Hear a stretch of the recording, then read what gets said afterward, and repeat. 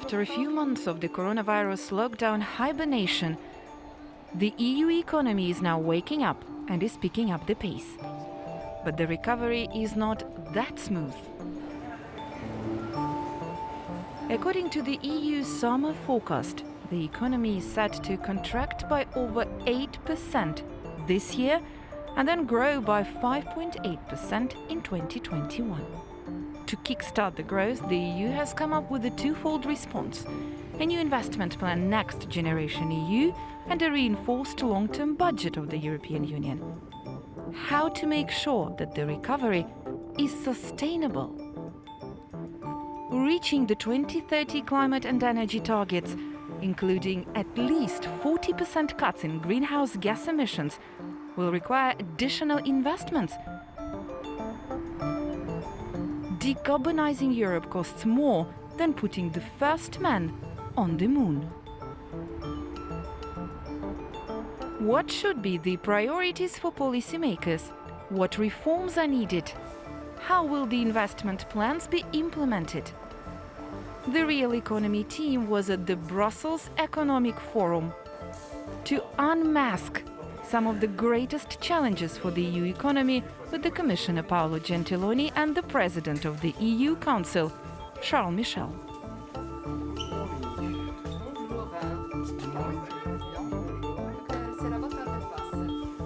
The European Union has come up with a recovery plan in July that still has to be implemented. Is it enough to kickstart the economy, and is it coming in time? The decision that we took in July is a demonstration of strong will at a European level, because we acted fast and we acted strong.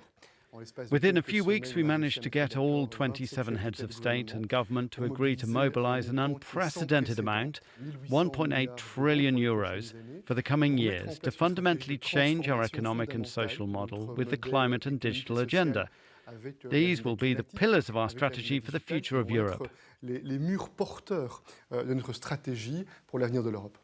I think it's an extraordinary decision. For the first time, we are issuing common debt to support common purposes.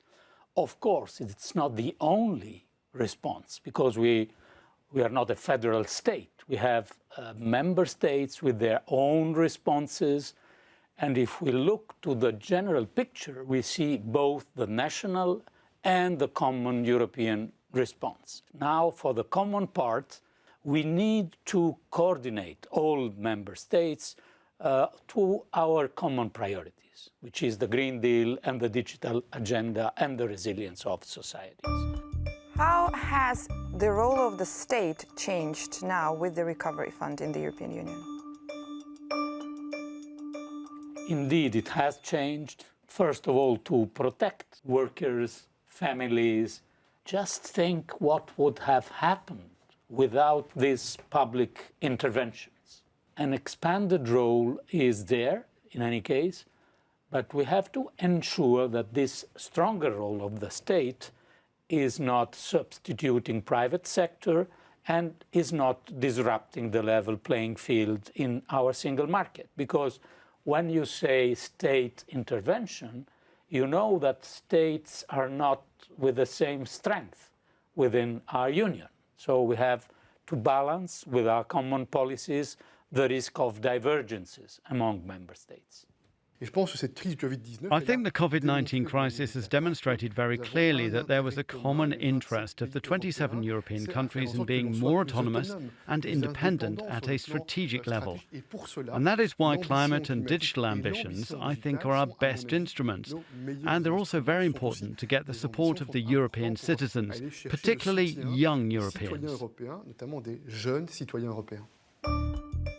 Will the EU aim to go carbon neutral by 2050 be respected? I'm convinced that now there's more determination than ever, because over the past few months there has been more awareness that the climate agenda is not something secondary. This is something vital. It's vital to keep moving forward. Well, I think that the pandemic was also an opportunity of forced training, if we want, both for our new digital tools and for the importance of the environment, of climate. So now I think we have to insist and go on this Green Deal agenda stronger than before. We need two things. One is to facilitate public investment.